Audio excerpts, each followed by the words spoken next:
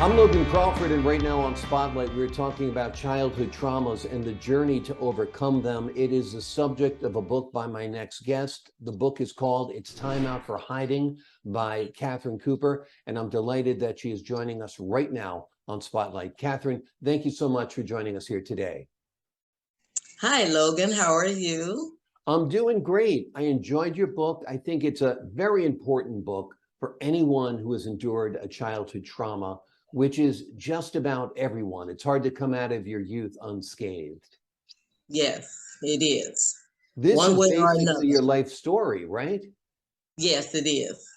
So it starts out with a very bleak chapter in your life where you're taking a bath, you're an innocent child, you have no idea that this person that you know well, whether it's a neighbor, a friend, or a relative, is watching you bathe. And eventually it becomes worse and worse. You've been molested and it impacted your life, correct? Yes, yes, it did. For many years, it impacted my life. Yeah. But Tell me a little bit about the journey to healing. I know it involved Jesus a little bit too, right? oh, yes, definitely. That was like you were saying, with that first chapter, um, not knowing, what to expect as a child. I mean, beginning of trauma. Um, as children, when you're at home, you expect to be protected, you expect to be loved, you expect to be cared for, as a child. And so when a person or people have other plans for your life, um, it's hurtful, and that hurt continues on all through your life. And so that was just the beginning of the trauma that I would go through. And the most hurtful thing was not being able to tell anyone because, these people are predatory.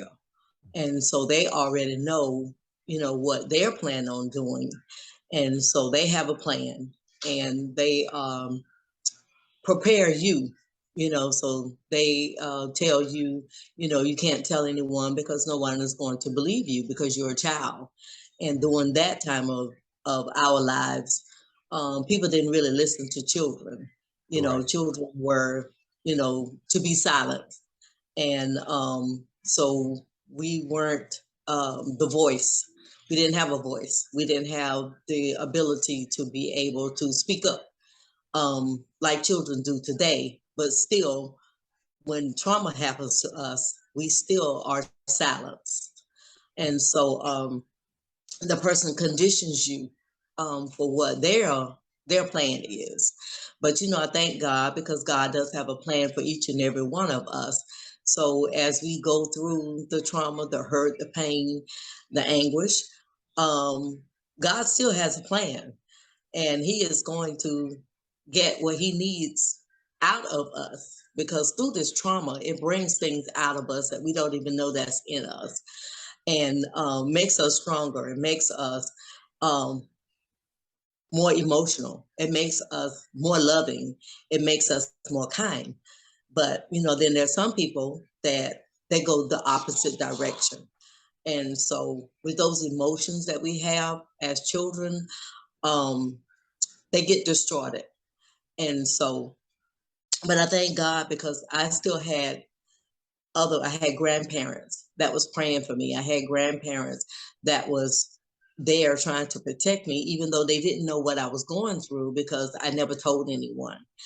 And so I had sisters that was going through the same thing that I was going through, and we were in the same house, but we weren't letting each other know what we were going through.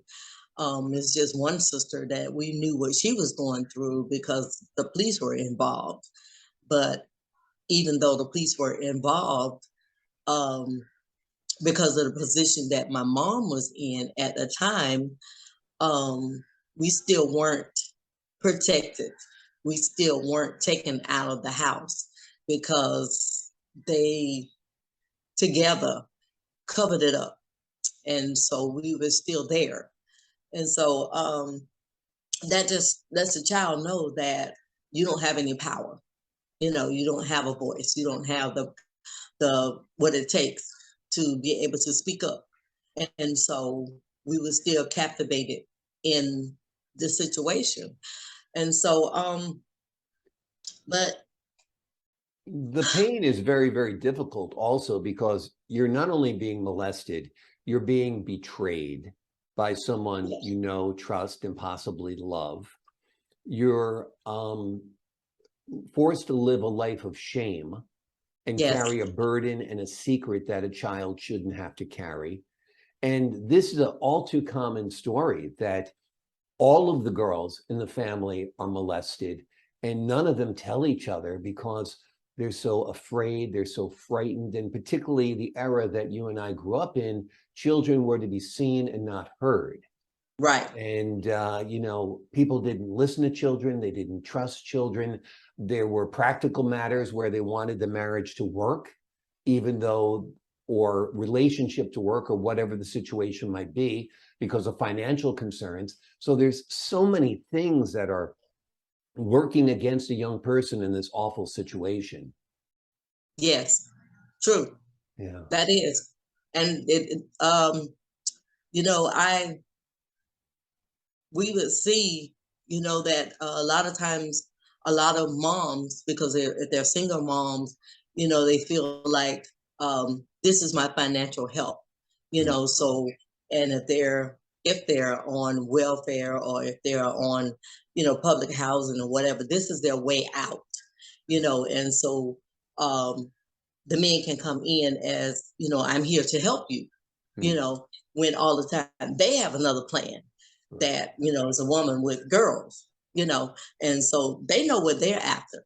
But, and then when you see a mom being hurt by the same person, of course, then that ignites the fear that we can't do anything, because then my mom is going to get hurt. And then mom is trying to do everything she can because she don't want her daughters to get hurt. But at the same time, everybody in the household is being hurt Mm. by this one person. And so, we grew up in fear.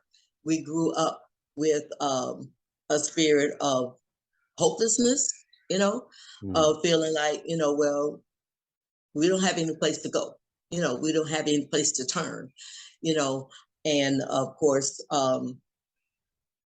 being as young as we were, um, but it was like as we got older, I just made up my mind that, I'm not going to live like this. I don't want to live like this, Yeah. and so when I had an opportunity to leave, I ran away, and I didn't know where I was going, if it was going to be better than where I was, but I knew where I was. I knew what Wasn't that was good. all about. Yeah. And so I said, I'm running away. And I was afraid, but yet I knew that this was not where I wanted to be. And I didn't want this lifestyle, because it leads to drugs, it leads to prostitution, it leads to a lifestyle of depression.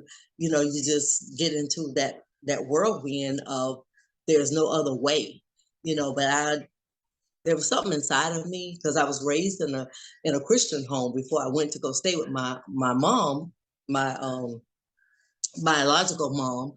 Um, and so I knew the love of God, and Mm. so that I knew that there had to be something else, that there had to be something better. And so I had money because we had went to stay with our dad, and we didn't find out until years later why we were taken to go stay with my dad. And so we were enrolled in school. And while we were enrolled in school, my mom and her friend came and got us and took us back. And Mm. all the way back, I kept thinking, I can't do this. I can't go back. I can't go back. And I was like, I don't know what I'm going to do, but I can't go back. And so when I got back, I woke up and I found myself in this same house, same situation, alone. And I was like, I can't do this. I, I was like, Lord, I don't know what I'm going to do, but I can't do this. I got to get out of here. And so I think I was 12, 13, and we were selling candy at school. And I took the money and I was like, I went to the train station, I got me a ticket, and I said, I'm going back. And I didn't call anybody and tell anybody anything. I just got I got a ticket, I got a train ticket, and I took off. And I didn't call my dad until I thought I was far enough where they couldn't come and get me, but yet I wasn't close enough to where he could come and get me. And so I called my dad and I was like, I'm on my way back. And he was like, what? I said, I'm on my way back. And I didn't tell him. I never told him what was going on. And so again, I'm still hiding because I'm not telling them why I'm coming back. But he was like, okay, well, come on, you know. And then after I got there, it was like, I didn't trust him because trust was broken in my life. All the adults that I knew had broken that trust in my life. But, you know, it's like, but push come to shove, this got to be better than where I just came from. Yeah, you were able to find your inner strength, which a lot of people can't. Some people are broken by this, other people rise above it. You're an example of someone who rose above it. Tell me a little bit about the role of religion and how that helped you. I know you have incredible statistics. I mean, you've been married for more than 4 decades. You have 6 children, grandmother of 21 grandchildren, 4 great-grandchildren. So you were able to turn this all around. And I think you credit not only your internal strength, but the strength you were given from God Almighty, correct? Yes. If it wasn't for God, I don't know where I would be. Finding God was the strength that I needed, the inner strength that I needed. And, you know, he is my Savior, my Lord. Without him, I would be crazy. But he gave me what I needed. He gave me the peace. He gave me the hope that I needed. And then when I I was a teenager. And so, you know, most teenagers are looking for, you know, that perfect person, or they're looking to go to college, or they're looking for um, a career. These things didn't phantom me. You know, for me, it was finding peace. You know, it was finding, because I didn't have a childhood. So when my dad was like, well, you know, because he was, you know, into the church. And so it was like, okay, going to church. Church was what I was looking for. And so then when my husband and I, when we got married, we wind up moving here to Florida. And I thank God because that was, like I said, God has a plan for your life. And so we wind up moving here to Florida. And as we moved here to Florida, we met our pastor.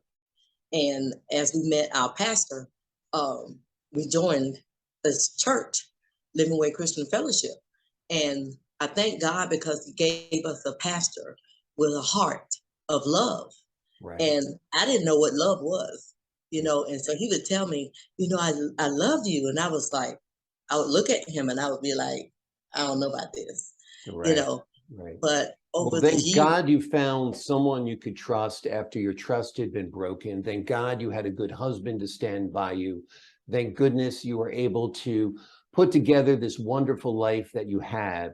And it's documented in this book. It's important for people to read it if they've gone through any kind of childhood trauma. And like I said, everybody goes through some kind of trauma that leaves them feeling bad or depressed or lonely or guilty or sad for unknown reasons. Look back to your childhood. Something might have happened to you in your past, and that's why you have those feelings. Look ahead to something positive like the church that Catherine Cooper found. Her book is called It's Time Out for Hiding. It's an incredible journey. You'll want to read it. You'll want to understand it. It'll make you a better person, and hopefully it'll give some peace and some healing to your own life. Catherine Cooper, thank you so much for joining us here today on Spotlight. thank you, Logan. Thank you for your time. My pleasure. And I enjoyed speaking with you, and I appreciate your honesty in talking about all of this with us. And to the folks at home, I'm Logan Crawford, thanking you for your time this time. Until next time on Spotlight.